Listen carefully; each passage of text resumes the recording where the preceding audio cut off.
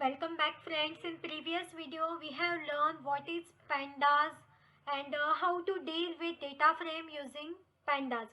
In this video we are going to study pandas dealing with CSV. So CSV is a comma separated values file is a delimited text file that uses a comma to separate values. Each line in a file is called as data record. Each record consists of one or more field. Field are nothing but the columns separated by commas.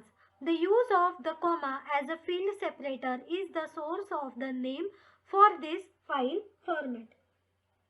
So you can also convert the CSV into Excel, and also you can use pandas for dealing with Excel. If you want me to make a video on pandas dealing with Excel, you can message me in a comment box so that I'll make for you.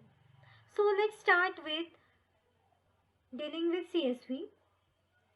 So here I have imported pandas as PD. So pandas is nothing but our library, as PD is the alternate name. The function pd.readCSV and the parameter cells.csv is our name of CSV file.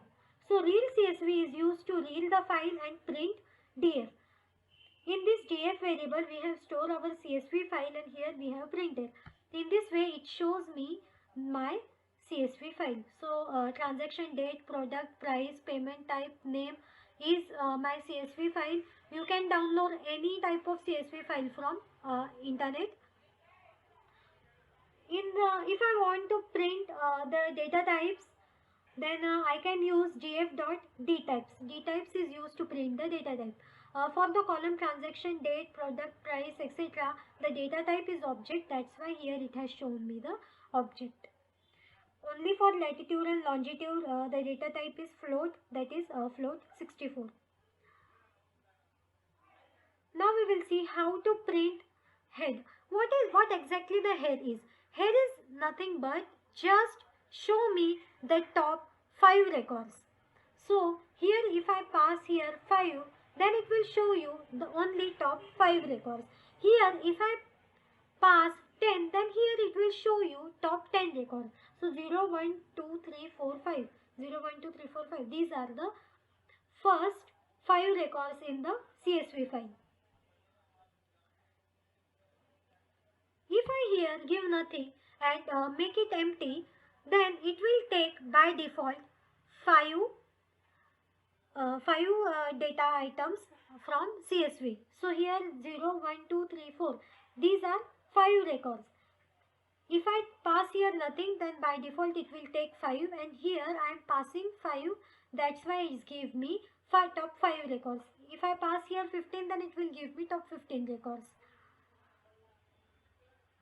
See, df.head 15.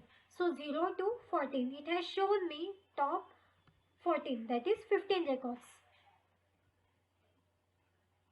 Similarly, the tail is used to print bottom 5 records.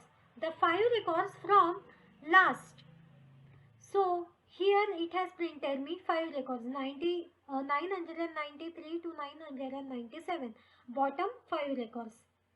Bottom 5 record means last 5 records. Again, if I don't pass here anything, by default it will take 5. So just to print how many or what are the names of columns which is present in my CSV, I will use df.columns. df, and in this here I have passed transaction date. Here I am asking pandas to print just the data of transaction date column. So transaction date is my column name, and here is its data. So in this way I will print this particular column. If I want 3 columns, transaction date, product and price, so in this way by passing I can print these 3 columns data. df.state means only I have to print state column data. Here if I want in this price column, please print maximum value. So it will show me 800. Again here in this price column, please show me minimum value, then it will show me 1200. So the minimum value of this price column is 1200 and maximum value is 800. Now if I am going to display the data using slicing. Slicing is nothing but just give me starting position, give me an ending position, and I will show you the data between this 1 and 10. 1 is our starting position, 10 is our ending position. So see, from 1 to 10 all the data get displayed. See, here it will show me data till 9. Why? Because in slicing it will include the start index but it will exclude the last index. So here 10 got excluded and only till 9 the data get printed. This is our CSV data. Now df.loc. df.loc is nothing but one of the property of data frame which will show you the data from the specified range. So here nothing is given, that's why by default it will consider as 0 till 3. So it will show me 0 to 3 data. Similarly, I have used here ilog to display 1 to 3. So here 0, 1, 2. So I have used this LOC and ILOC. So what is the difference? So LOC gets rows or column with particular label from the index and ILOC gets rows or column at the particular position in the index. So it only takes integer. LOC is label based and ILOC is integer based. Again here I have taken df.loc. Nothing is given here. By default it will consider as 0 until 4. So till 4th record, the record will get printed. df.sample is sample and 5. Means give me 5 sample records. Any 5 samples records. So it will take in random 5 sample record and it will show you. Here we have used assignment. In data frame means contains our CSV file. In city column, if the city is equals to Oslo, then print those columns. So you can see here the city is Oslo and only those records get printed.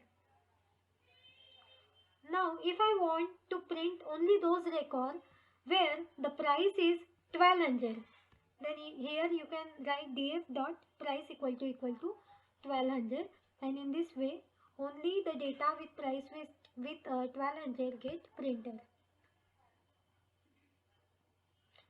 If I want to return total number of rows and columns, then I will use shape method. This shape is used to return total rows and columns in CSV file. So there are total 997 columns, 997 rows and 12 columns. df.describes returns the statistics about the numerical columns in the data. So here it has shown me the statistics. So in this way today we have learned how to deal with CSV and we have learned so many functions to deal with this CSV file. I hope you understand. If you like this video, you can like, share and subscribe to my channel for more such videos. Thanks for watching.